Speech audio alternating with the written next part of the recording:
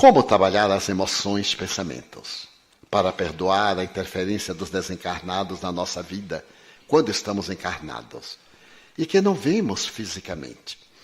A interferência é inevitável. Se não for a interferência dos maus, será dos bons.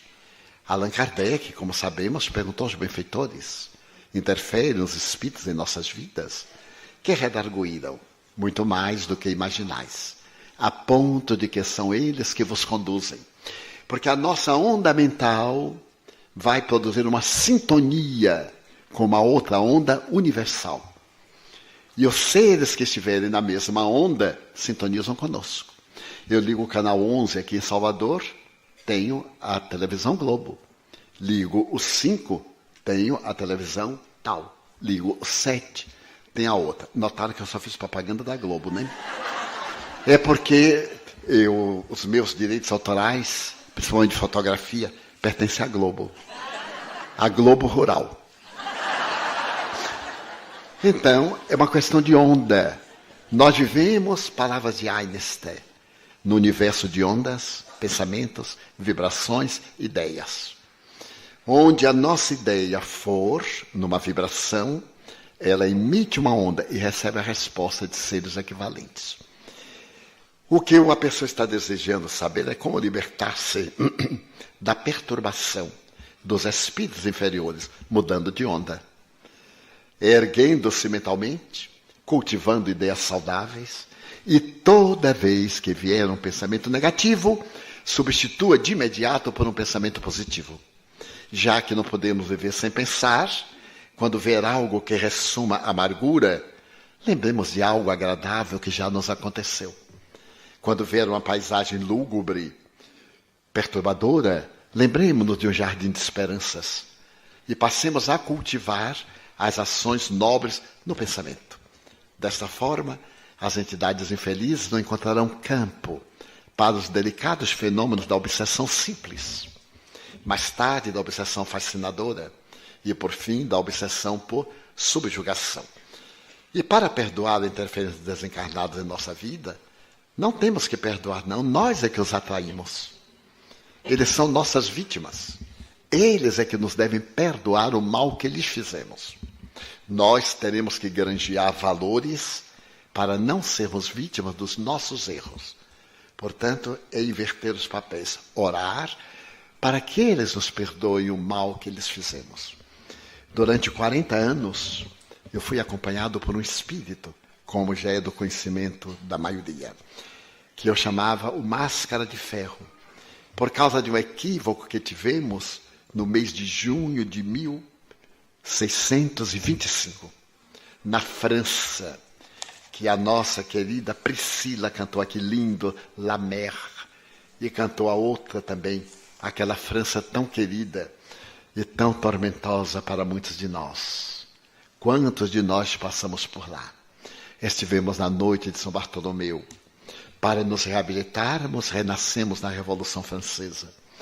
E como ficaram muitas mágoas, Ismael, guia espiritual do Brasil, negociou com São Luís de França o espiritismo nascer lá, na França.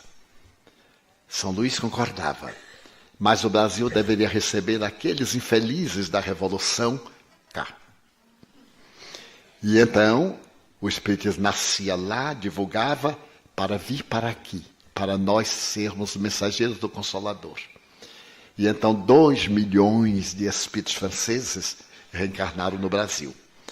Com culpa, com saudade, douce France, falando como eu falo francês ao sotaque do Pau da Lima. E não posso resistir da tentação de contar uma minha experiência. Criança é muito autêntica.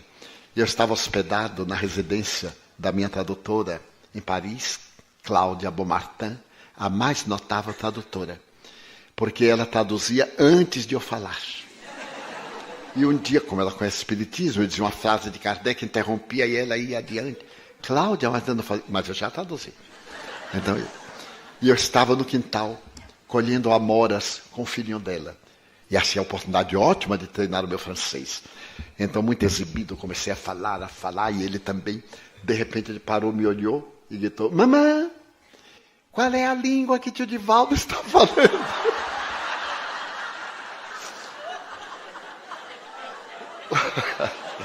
Os adultos são terríveis. Né? Francês, menino! Francês? Eu disse: ô meu filho. Aí eu falei em português: ô meu filho, você não está entendendo, não? Aí eu voltei ao normal, né? Preferi mesmo falar Pau de la Lima, porque eu moro no Pau da Lima. Em francês é Pau de la Lima. Dessa forma, aqui estamos, naturalmente de outras nações. Poucos seremos brasileiros legítimos, indígenas, que estamos realizando a nossa trajetória. Um grande número de nós, alguns milhões, viemos da Eurásia para resgatar. E aqueles que somos espíritas e que adoramos a Dulce France, olha a tentação, a flor de lis. Não me aparto dela, embora ela se aparte de mim. Estamos devolvendo o espiritismo ao mundo, inclusive à França. Não é fantástico?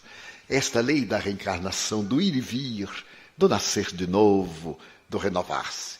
Então, é necessário que resgate, pois aquele meu inimigo, de 1625, do período de Richelieu, tornou-se um grande amigo.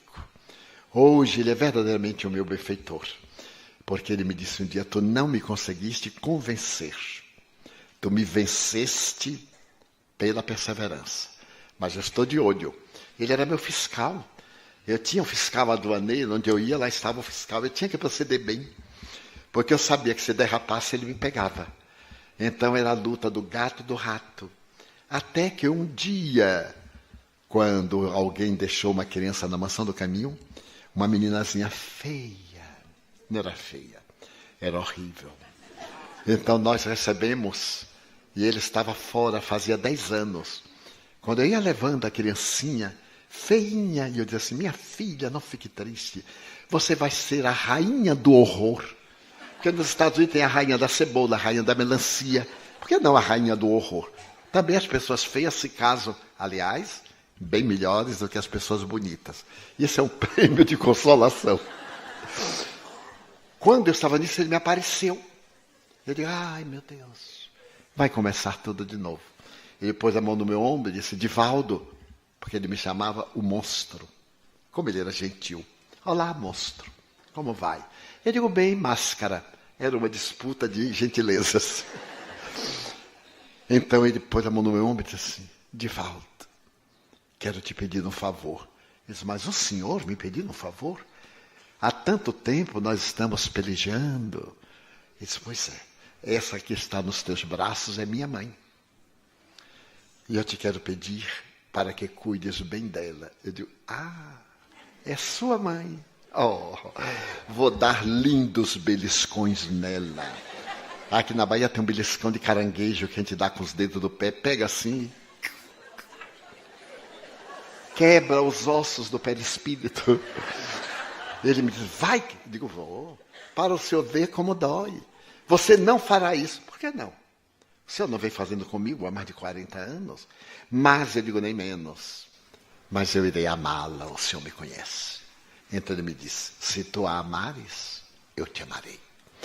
E se tornou um amigo. Ele foi eclesiástico, teólogo. Então, quando eu tenho uma dificuldade nessa área, ele me aparece. E então, o capricho, né? Porque para ele e para mim naquela época, primeiro a França, depois Deus. A França de Richelieu era a mais importante.